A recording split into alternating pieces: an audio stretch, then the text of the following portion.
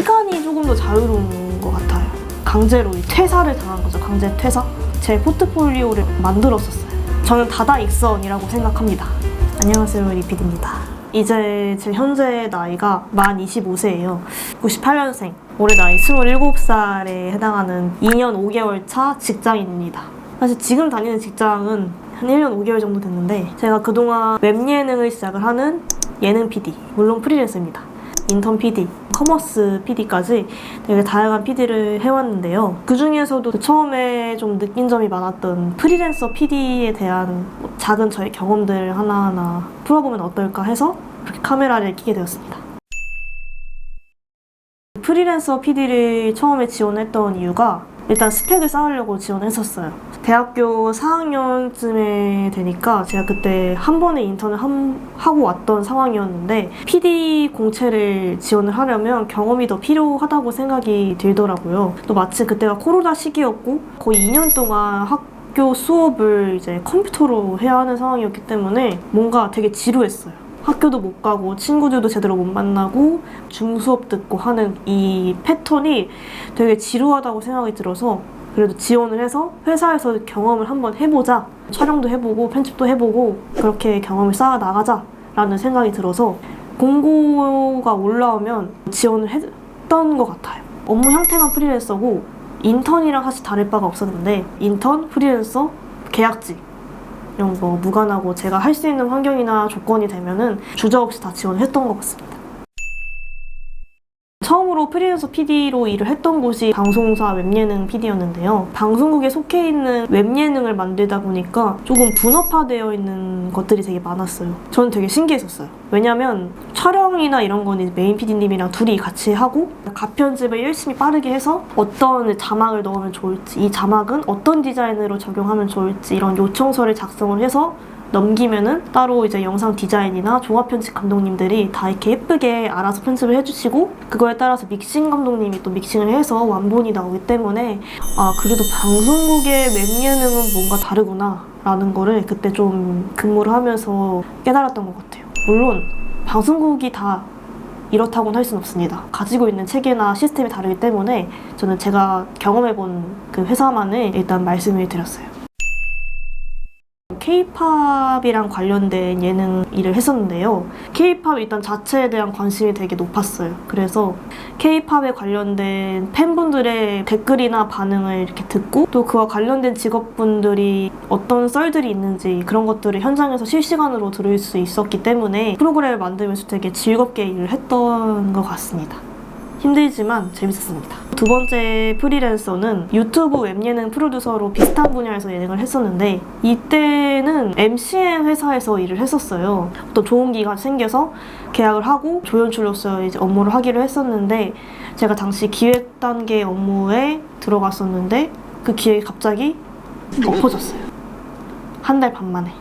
약 6개월을 계약을 했는데 한 달 반 만에 강제로 이제 퇴사를 당한 거죠. 강제 퇴사. 그래서 조금 이때 생각을 하게 됐어요. 체계적인 업무 시스템이랑 정규직으로 들어가야 뭔가 이런 부당한 대우를 받지 않을 수 있겠구나 라는 생각이 들었고 그때부터 이런 스펙 쌓기를 안 하고 취업 준비에만 되게 몰두를 해서 했던 것 같은데 이게 제가 이따가도 말씀드릴 거지만 프리랜서 PD의 단점 중에 하나이기도 합니다. 근데 이게 왜 저한테는 좀 아픈 기억으로 남아있냐면 그 당시 되게 대기업 여러 군데 전형을 진행 중이었는데 저한테는 이 프리랜서 PD를 경험을 해보는 게 또 현장 리얼리티 예능을 경험을 해볼 수 있다는 게 되게 좋은 기회라고 생각을 했었어요. 그래서 전형을 거의 포기하다시피 하고 여기에 들어와서 아, 나 잘해보자. 여기서 좀 내 꿈을 그래도 펼쳐보자 라고 했는데 갑자기 이렇게 상황이 역전이 되면서 뭐 안 좋은 상황이 있으니까 뭐 다음엔 좋은 상황이 있겠지 라고 좀 웃으면서 넘기긴 했는데 지금 와서 생각해보면 어이없었던 그런 경험이었습니다. 프리랜서든 인턴이든 일단 합격을 하려면 대외활동이나 동아리나 이런 것들을 먼저 해야겠다라고 생각을 해서 학내방송국 활동을 약 2년 동안 했었고 마케팅이나 영상 만드는 활동 같은 거를 하는 대외 활동을 한 6, 7회 정도를 했었던 것 같습니다. 과도 저는 영문과고 문화 콘텐츠 융합 전공을 하고 있었기 때문에 이 문화 콘텐츠 융합 전공에서 했었던 그런 영상 수업들이나 그런 팀 프로젝트 같은 것들을 제 포트폴리오에 만들어서 이렇게 제출을 했었던 것 같아요. 그 전에 영상 제작이나 디자인 활동 인턴을 1회 했었고, 자격증 같은 경우에는 포토샵 자격증을 가지고 있었습니다. 학점은 4점대였습니다.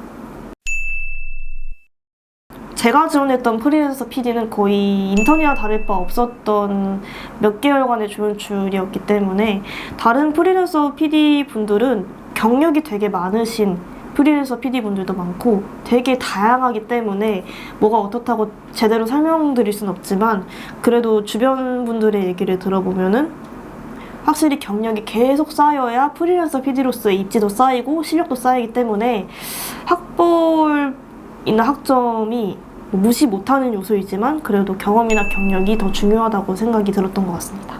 조연출이나 프리랜서 PD 이런 분야에 관심이 있는 분들이라면 저는 당장 몇 개 수업을 더 들어서 학점을 더 올리는 것보다는 그래도 대외 활동이라든지 동아리라든지 그 관련된 수업이라든지 몇 개를 더 하셔서 그에 맞는 포트폴리오를 좀 쌓은 다음에 지원을 하시면 훨씬 유리할 거라고 생각이 들어요. 저도 프리랜서 분야에 지원을 했을 때 제 포트폴리오를 만들었었어요. 확실히 포트폴리오를 만드는 게 이제까지 뭘 했다 라고 텍스트로 적었을 때보다 훨씬 더 시각적이고 좋은 면을 한 번에 보여줄 수 있기 때문에 동아리라든지 수업이라든지 대외활동이라든지 공모전 이런 게 있으시면은 예쁜 하나의 포트폴리오로 정리를 해서 나중에 지원을 하실 때 제출을 하시면 훨씬 더 깔끔하고, 또 이 사람이 이런 경력을 가지고 있고 이런 링크를 클릭했을 때 그 사람이 만든 영상들을 확인을 할 수 있기 때문에 훨씬 더 직관적이고 좋은 자료가 될 수 있다고 생각합니다.